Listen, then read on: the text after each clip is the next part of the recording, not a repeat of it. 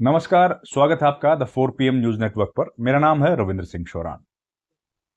इस वक्त की सबसे बड़ी खबर आ रही है पुणे, महाराष्ट्र के पुणे से।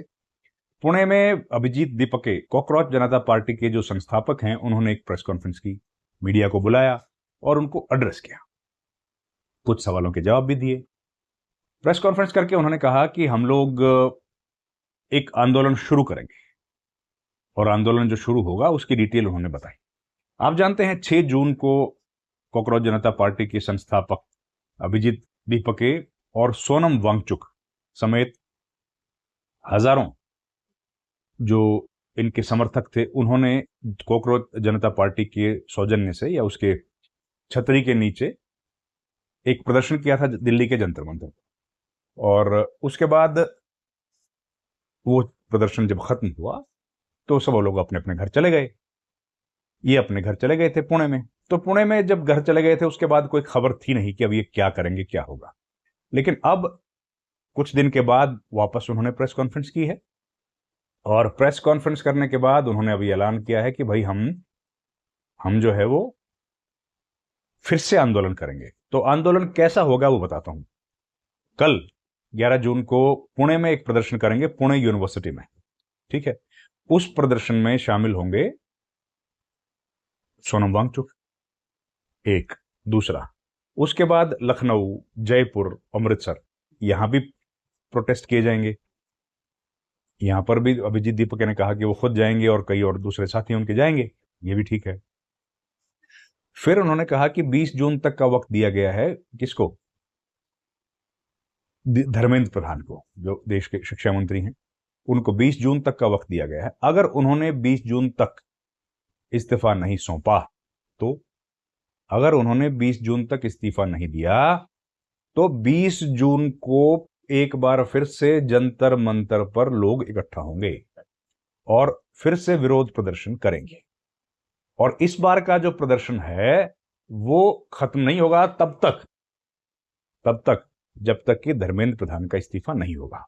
उन्होंने ये भी कहा कि धर्मेंद्र प्रधान का इस्तीफा होने तक प्रदर्शन चलेगा और लेकर ही जाएंगे, इस्तीफे को तो लेकर ही जाएंगे।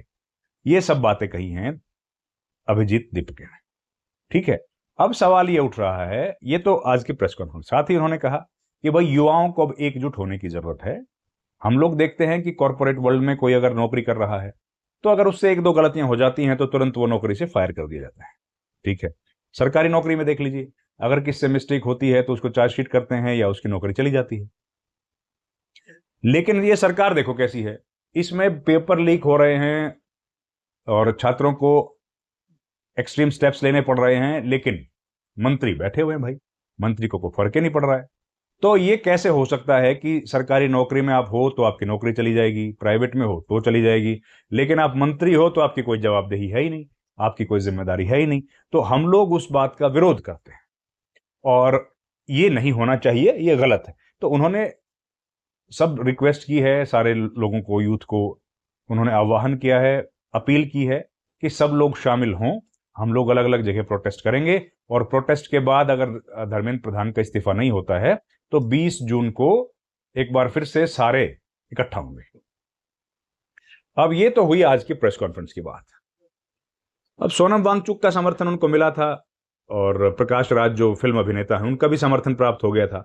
उसके अलावा ऐसा कोई चर्चित चेहरा नहीं था जो उनके समर्थन में आया हो जंतर मंतर पर, या ऑनलाइन भी उन्होंने समर्थन किया हो। लेकिन अब जब ये समझिए कि आंदोलन दूसरे फेज में चल पड़ा है, पहला फेज का आंदोलन की अगर हम लोग बात करें तो दूसरे में चल पड़ा, तो दूसरे फेज में जब ये आंदोलन चल पड़ा है तब ये देखना होगा कि इनको समर्थन कौन लोग देते हैं, क्या कोई बड़ा चेहरा इनके साथ आता है। क्योंकि जो पहला फेज का इनका आंदोलन था 6 जून का, उस आंदोलन में कोई बहुत ज्यादा प्रभावशाली प्रदर्शन इनका नहीं रहा। जो चर्चाएं हैं वो आप सुन रहे हैं। किसी ने कहा कि लोगों की संख्या कम थी, जबकि चर्चा खूब थी, देश भर में चर्चा थी। और यहां तक कि भाई सोशल मीडिया पर तो कमाल का हवा बनाया हुआ था कि इतने लोग आ गए, 2-2.5 करोड़ लोग, 2-2.5 करोड़ लोग इनके अलग अलग जो प्लेटफॉर्म्स उस पर जुड़ भी गए थे। और जब जमीन पर बात आई तो लोगों को देखा कि भाई 500, 700, 1000 लोग शुरू में थे, जो शाम होते होते जिनकी संख्या बढ़ गई थी। अब टीवी का जमाना है, टेलीविजन ने तो कवर उस तरह किया नहीं, क्योंकि यही जंतर मंतर था। जब अन्ना हजारे का आंदोलन कवर करते थे तब तो खूब भीड़ होती थी और खूब उसको दिखाया भी जाता था। लेकिन अब तो आप जमाना गोदी मीडिया का है, तो गोदी मीडिया तो हर चीज को कमजोर खत्म करने की कोशिश करती है कि कुछ नहीं है, बेकार है ना। तो ऐसी स्थिति में भी इन्होंने चलिए एक आंदोलन तो किया, उस आंदोलन में कुछ तो इनको हासिल हुआ, है ना। कम से कम लोगों को जागरूक कर पाए, इकट्ठा हो पाए, एक पॉइंट ऑफ व्यू ये भी है। दूसरा, कोई इनके ऊपर आरोप लगाता है कि भैया तो बीजेपी के सहयोग से काम कर रहे हैं, बीजेपी की बी टीम है। क्यों कह रहे हैं ऐसा? इसका सबसे बड़ा कारण है कि बीजेपी ने जो लगातार विरोधी आवाजों को दमन करने के लिए जानी जाती है, ये सरकार जो क्रिटिसिज्म को ज्यादा बर्दाश्त नहीं करती है, वो लगातार जो विरोध प्रदर्शन होते हैं उनको कुचलती है या उनको परमिशन नहीं देती है। ऐसे में अभिजीत दीपके जब एयरपोर्ट पर उतरे बोस्टन से, तो वहां पर दिल्ली पुलिस के अधिकारी गए और उन्होंने इनके हाथ में पर्ची पकड़ाई कि जी हमने आपको परमिशन दे दी है। तो ये बात भी समझ नहीं आई कि भाई ऐसा क्यों हुआ, क्या ये बीजेपी की बी टीम वाकई है कि नहीं है। देखो ये तो हमको पता नहीं, ये तो अलग अलग लोगों के अपने विचार और कयास हैं, लेकिन ये हुआ। तो उसके बाद सवाल ये खड़े हो रहे हैं कि क्या वाकई में ये बीजेपी की बी टीम है। कोई इनको कहता है कि आम आदमी पार्टी की बी टीम है, लेकिन मसला जो इन्होंने उठाया है वो आम आदमी के जीवन से जुड़ा है। अब पेपर लीक हो रहे हैं, पेपर लीक तो ये तो हकीकत है।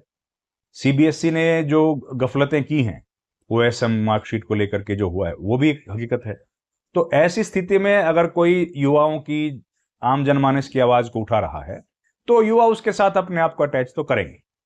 अब जो परंपरागत तौर पर प्रदर्शन होते हैं, भीड़ होती है, वैसी भीड़ नहीं दिखी, तो इसका मतलब ये तो कतई नहीं हो सकता है कि लोगों के जहन में रोष नहीं है, या लोग निराश नहीं हैं, या लोगों के मन में गुस्सा नहीं है। अब जिनके बच्चों का एग्जाम लीक हो गया, या ओएसएम मार्कशीट वाला जो ओएसएम शीट वाला जो मसला है वो जिसके साथ हो गया, वो लोग खुश तो नहीं होंगे, वो लोग नाराज होंगे, गुस्सा होंगे।